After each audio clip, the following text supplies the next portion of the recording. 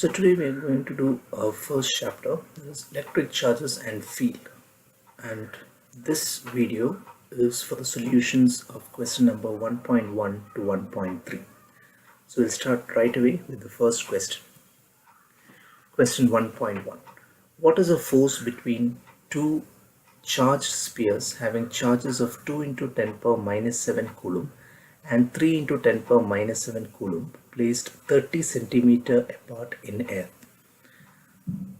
So we are given two charges, that is the first charge I represent it as Q1 and the second charge is Q2, where Q1 is 2 into 10 power minus 7 and Q2 is 3 into 10 power minus 7, and they are separated by a distance of 30 centimeter. So the first thing what we have to do is convert this 30 centimeter into meters, because everything will have to be in SI unit, and we know 30 centimeter is nothing but 0.3 meters. Now, according to Coulomb's law, the force acting between the two charges is given by the formula F is equal to 1 by 4 pi epsilon naught Q1 into Q2 divided by R square. 1 by 4 pi epsilon naught value is a constant, that is 9 into 10 power 9 into the first charge is 2 into 10 power minus 7 into the second charge is 3 into 10 power minus 7 whole divided by 0.3 whole square. So this, when you do, you will get the answer as 6 into 10 power minus 3 Newton. So this is the answer to the force. Now, I hope all of you have understood this numerical. We are going to the second numerical. Question number 1.2. The electrostatic force on a small sphere of charge 0.4 microcoulomb due to another small sphere of charge minus 0.8 microcoulomb in air is 0.2 Newton. So here you have two charges again. The first charge, it's a small sphere with charge 0.4 microcoulomb. I call this charge as Q1, and another charge is given whose value is minus 0.8 microcoulomb, and I call this charge as Q2. Now the separation between the charge is not given, so R, I call it as R. The force between the two charges given. Now I know this is a positive charge, Q1 is positive and Q2 is negative. So the force acting on Q1 to Q2 will be an attractive force. So force acting on Q1 will be along this direction, that I call it as F1, and the force acting on Q2 will be in the opposite direction, I call it as F2. Now the value of these two forces will be the same.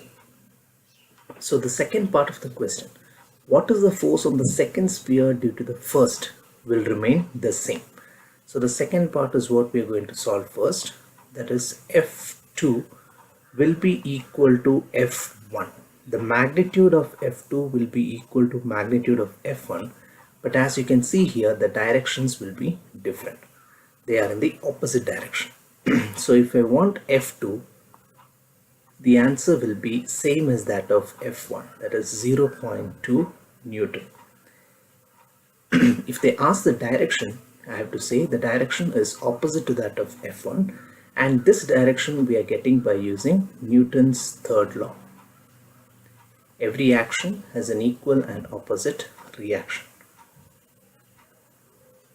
Now, coming to the first part of the question. The charges are given and the force between the charges is also given. So here we have the force value which is given as 0.2 Newton. Q1, Q2 value is also given, that is Q1 is 0.4 microcoulomb and micro is 10 power minus 6. It's not minus, it is equal to. And Q2 is minus 0.8 microcoulomb Again, if I convert, minus 0.8 into 10 power minus 6 coulomb. Both are coulomb. Okay. The separation is not given. We have to find what is the separation. Again, by using Newton's law, not Newton's law, Coulomb's law, F is equal to 1 by 4 pi epsilon naught Q1 Q2 by R square. So here we have to find R square. So R square will be equal to 1 by 4 pi epsilon naught Q1 Q2 divided by F. So if we substitute the values, we'll be getting R square as 144 into 10 power minus 4 meters. Therefore, R will be equal to 12 into 10 power minus 2 meter. So this will be the answer to the second numerical. Hope all of you have understood this numerical. Now we'll go to the third numerical.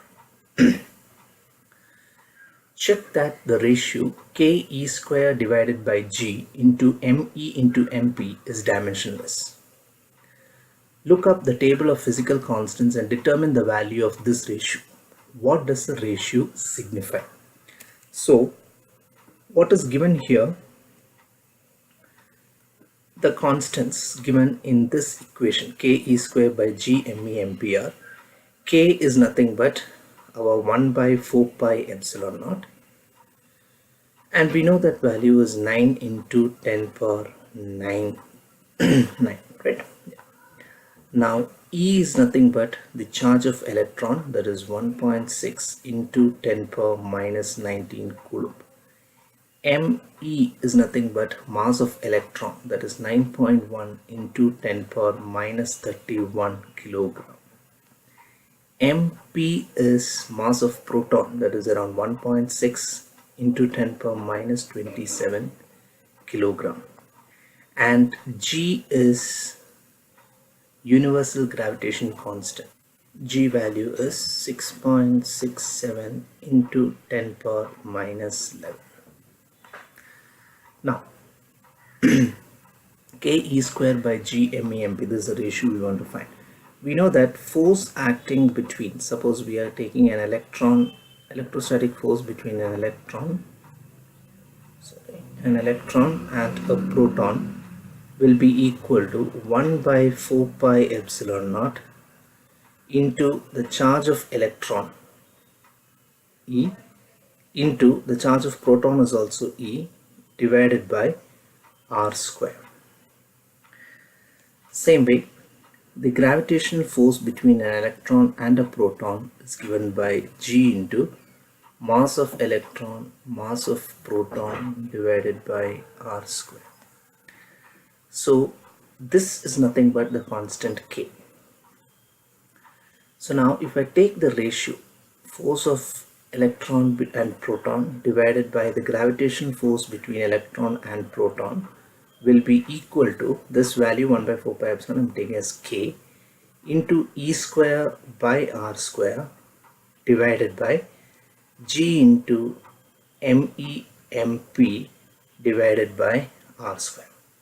So the R square terms will get cancelled and you will be left with the ratio ke square by g me mp. So this value, if I substitute, I'll be getting the answer around 2.3 into 10 power 39.